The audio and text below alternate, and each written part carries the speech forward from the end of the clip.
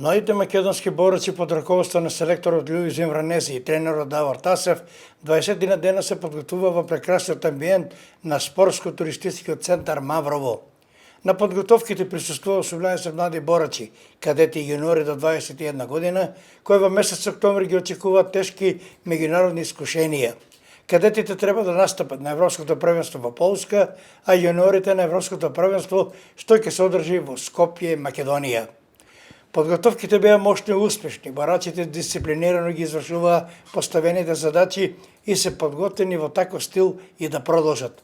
Подготовките поради изборите за момент се прекинати, а веднаш по изборите ќе има нов собир во Скопје, пошто ќе следува продолжение и повторно враќање во Маврово.